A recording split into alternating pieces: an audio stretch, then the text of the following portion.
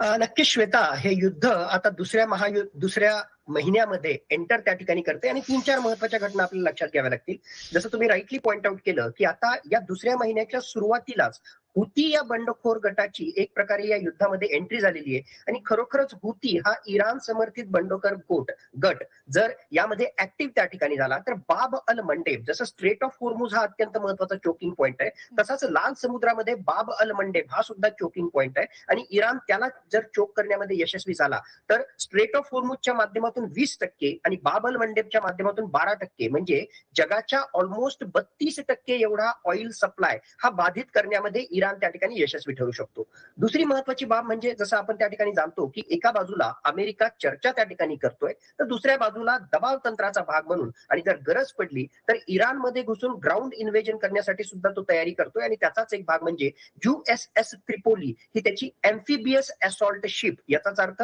पाण्यामध्ये त्याचबरोबर जमिनीवर अटॅक करण्यासाठी असणारी शिप आणि त्याच्या सोबतीला 2,500हून अधिक युनायटेड स्टेट्स ऑफ अमेरिकेचे मरीन कमांडोज हे त्या ठिकाणी तो धाडतोय, म्हणजे एक प्रकारे आक्रमकता दाखवतोय आणि ग्राउंड इन्व्हेजनसाठी सुद्धा तयारी करतोय. तर तिसऱ्या बाजूला जे आहे आपण लक्षात घेतलं तर ऑलरेडी कंडिशनल मेडिएशन, म्हणजे वर करणी जरी सगळी ही आक्रमकता असली तरी सुद्धा जे आहे इराण काही अटी शर्तींवर एक प्रकारे अप्रत्यक्षपणे चर्चा करण्यासाठी तयार आहे आणि मला वाटतं हा पॉज, हा स्वल्प विराम हीच सगळ्यात जास्त प्रोबॅबिलिटी येणाऱ्या काळामध्ये आपल्याला त्या ठिकाणी दिसू शकते. चौथी सगळ्यात महत्वाची बाब ज्याचा डायरेक्टली इम्पॅक्ट भारतावर पडणार आहे आणि जगाच्या अर्थव्यवस्थेवर, जगाच्या तेलाच्या किमतीवर पडणार आहे, ती म्हणजे रशियाशी संबंधित घटना. 1 एप्रिल 2026 पासून रशियानं आता निर्णय घेतलेला आहे की त्याचं जे रिफाईन्ड पेट्रोलियम प्रॉडक्ट्स आहेत, थोडक्यात हे जे तेल आहे तो जागतिक स्तरावर त्या ठिकाणी विकणार नाही. थोडासा कंटेक्स्ट आपल्याला लक्षात घ्यावा लागेल. ग्लोबल ऑइल पूल आपण ज्याला म्हणतो, थोडक्यात जगामध्ये जो तेलाचा पुरवठा होतो त्या तेलाच्या पुरवठ्यापैकी साधारणतः 10% तेलाचा पुरवठा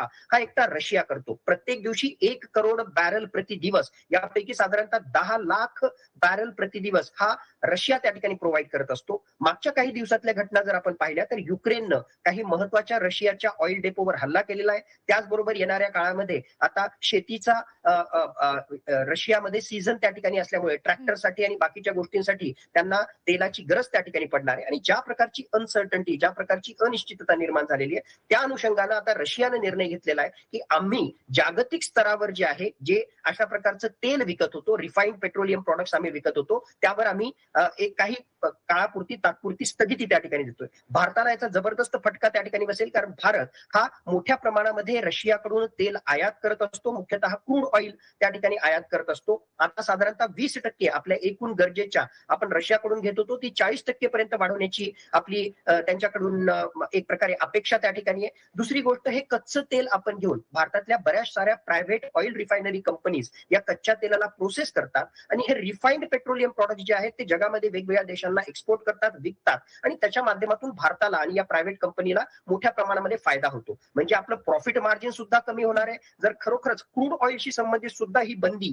जर रशियानं लावली तर भारताला नक्कीच त्याचा फटका बसणार आहे आणि इव्हन क्रूड ऑइलला भारताला घेण्यापासून बंदी जरी त्या ठिकाणी नाही ठेवली तरी रशियानं आपलं या ऑइलचं एक्सपोर्ट जे बंद केलेलं आहे त्यामुळे जागतिक स्तरावर ग्लोबल ऑइल पूलमध्ये तेलाचा पुरवठा कमी होईल आणि पर्यायानं तेलाच्या किमती वाढतील, ज्याचा फटका भारताला बसू शकतो. तर नक्कीच या सगळ्या घटना पाहता येणाऱ्या काळामध्ये जे आहे या घटनांचा जागतिक अर्थव्यवस्थेवर, भारतावर विपरीत परिणाम होणार हे नक्कीच आहे, पण लवकरात लवकर हे नक्कीच. युद्ध निवळावं अशी अपेक्षा आहे आणि त्या अनुषंगाने सगळ्यांच्या नजरा इनडिरेक्टली जी चर्चा त्या ठिकाणी सुरू आहे त्या चर्चेच्या माध्यमातून हा पॉज, कारण संपूर्णतः पूर्णविराम तर लागणार नाही पण स्वल्प विराम, हा पॉज, ही आक्रमकता दोन्ही बाजूने कमी होईल का याकडे सगळ्या जगाचं लक्ष त्या ठिकाणी लागलेलं आहे.